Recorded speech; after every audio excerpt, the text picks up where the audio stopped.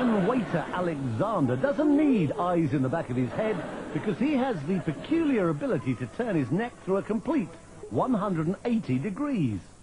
Normally the muscles and the vertebrae in the neck prevent that happening, but because of a peculiarity in his spine, Alexander has confounded orthopedic specialists for years.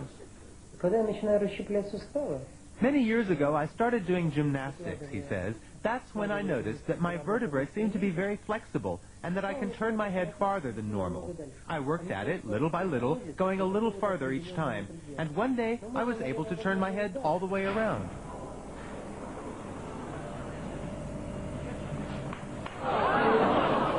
Despite the somewhat unsettling crunching of bones, Alexander claims to feel no pain, which is more than can be said for the people sitting behind him on a bus.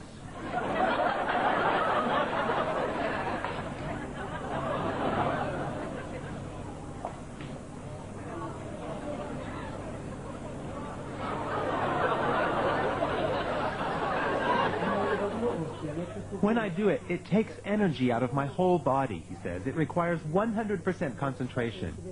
This may sound silly, I know, but in that moment, I don't feel like myself. It's as if I were another person whose body is filled with some kind of energy. I've been a radiologist for more than 30 years, he says, but I've never seen anything like it. Alexander is extremely flexible, no doubt about it. However, I suspect that it's a congenital ability.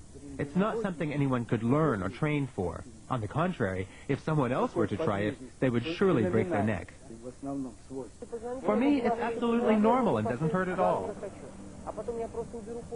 The fact that he can turn other people's heads as well, although obviously not as far, has encouraged Alexander to take his peculiar skill on a concert tour.